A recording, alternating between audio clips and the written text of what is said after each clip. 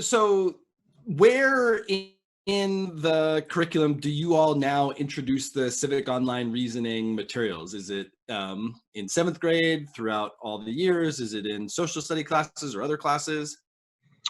Um, it's since we participated in the pilot with Stanford, it began in the 10th and 11th grade curriculum for social studies, modern world history and U.S. history, but quickly expanded out once the study was over and the resources were made available, and um, a lot of teachers started to become aware of these materials and want to embed them in their classrooms, right?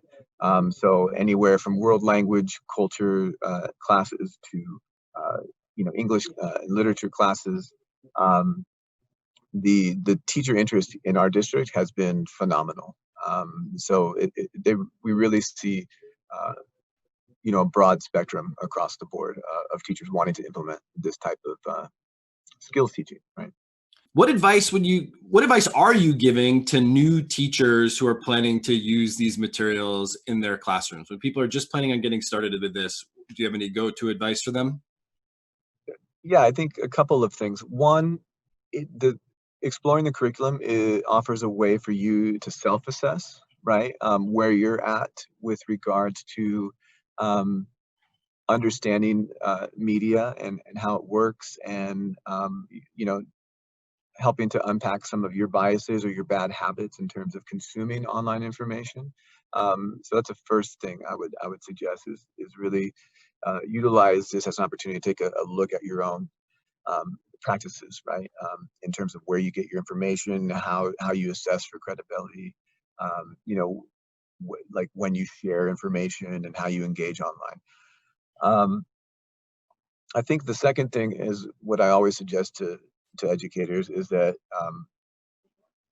the process of developing and implementing curriculum, whether it's you know prepackaged or what have you, is always best served in collaboration with others, right? So whether it's a small group, we have a PLC structure here, so whether it's everyone in your department who's teaching the same class, or whether maybe it's an interdisciplinary type of collaborative setup that you might be able to leverage, taking stock of what other people are doing with the curriculum and how they're experiencing it is always really helpful, right? The last thing that I've been really advocating for with another colleague here who's a teacher librarian is, this renewed relationship with, our curators of information and our assisters of research, right? I know not every district has teacher librarians, but most teachers could probably find a librarian who's willing to help them. And so what we've been doing is kind of presenting both the core curriculum as well as some best practices in terms of database researching, right? And really underscoring the point that there's a difference, right? And if you're really wanting to engage in research in a holistic and kind of systematic way, that you're not just relegated to open web queries, right? You have a whole infrastructure that society has spent a long time building, and now more than ever, it might be useful to leverage that infrastructure before, God forbid, it's gone, right? So yeah, partnering with librarians is something that we're stressing here in our district. In Salinas, what kinds of engagement had you previously had between teachers and librarians? Do students still go to a separate library class? Do librarians come into classrooms that are doing research? Did you find that your existing systems were suitable for doing this collaboration, or have you had to build sort of new times and places for partnerships to make this work?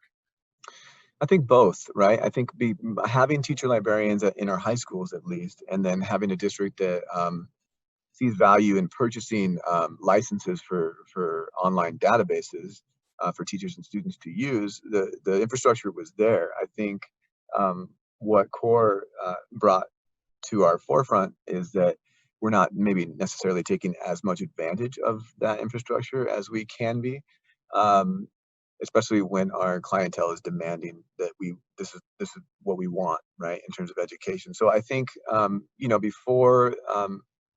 before our collaboration with Sheg, you had your handful of teachers who, if they knew the teacher librarian, they're maybe coming in and bringing their classes into the library, but maybe not necessarily planning with the teacher librarian who is a teacher, right? So who was planning uh, uh, activities to help students understand research, and tying it to the curriculum in collaboration with the subject matter teacher. You had a few teachers who were doing that, but by and large, I would say that not a lot.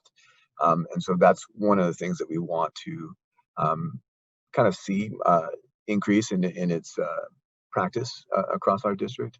Um, but the infrastructure is there, and we're thankful for that, right? And it sounds like CORE gives you an opportunity to say, hey, there's some new ideas here. So let's get all the relevant teacher stakeholders together to talk about them. Just as a sort of new curriculum, a new implementation. It's a new reason for people who should be working together all along to renew those connections. That sounds like a terrific idea.